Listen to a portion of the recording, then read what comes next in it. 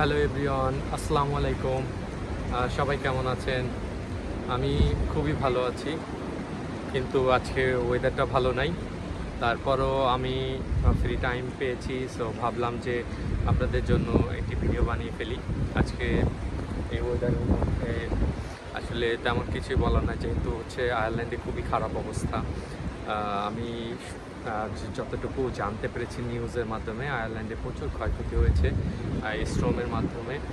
আমার পেছনেও আপনারা দেখছেন প্রচণ্ড হচ্ছে বাতাস এবং আটলান্টিকের যে ভয়াবহ যে ঢেউ, সেটা কিন্তু সমুদ্রের কূলে আছড়ে পড়তেছে।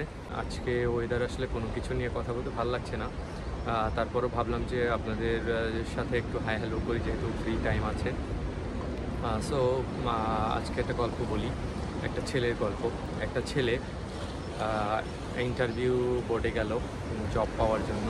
তো সে যখন ইন্টারভিউ বোর্ডে গেছে, তখন তাকে ইন্টারভিউ বোর্ডে যারা ছিল তারা জিজ্ঞাসা করলো যে তুমি আমাদেরকে বলো আসলে তোমার একটা পজিটিভ দিক কী, যেটা আমাদেরকে অনেকে ইমপ্রেস করবে। তখন ওই ছেলেটা একটু ভেবে বলল যে স্যার, আমার পজিটিভ দিক হচ্ছে আমি যে এই ইন্টারভিউ বোর্ডে আসতে পারছি, এটাই পজিটিভ দিক। কারণ আমি আসলে অত ভালো কোনো ইউনিভার্সিটিতে পড়াশোনা করি নাই, অথবা হচ্ছে আমার ভালো কোনো রেজাল্ট ছিল না, তারপরে হচ্ছে আমি আপনাদের সামনে এখন ইন্টারভিউ দিতে চলে আসছি। তো এরপরে ইন্টারভিউ বোর্ডের সবাই অবাক হয়ে জিজ্ঞেস করলো যে তুমি আসলে এইটা যে বললা পজিটিভ দিক, এটা কীভাবে পজিটিভ দিক হয়?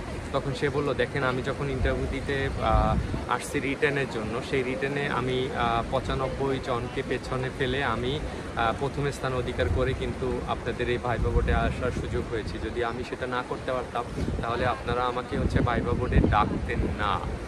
তখন জিজ্ঞেস করলো যে এটা কীভাবে পজিটিভ দিক হয়?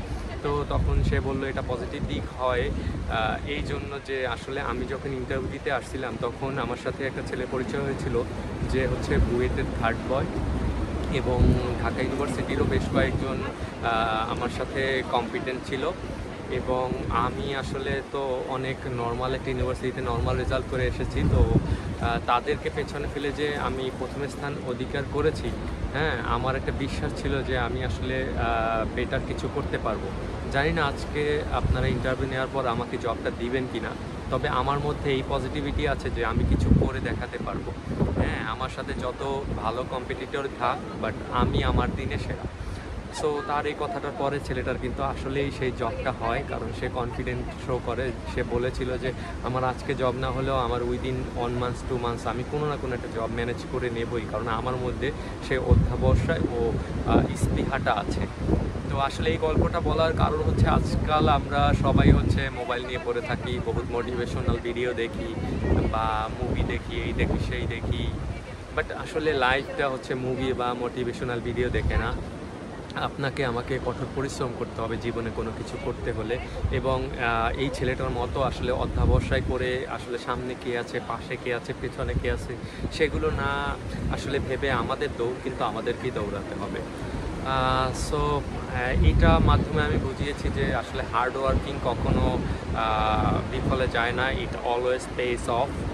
সো আমাদেরকে কঠোর পরিশ্রম করতে হবে আসলে জীবনে সফলতা অর্জন করতে হলে। তো সবাই ভালো থাকবেন।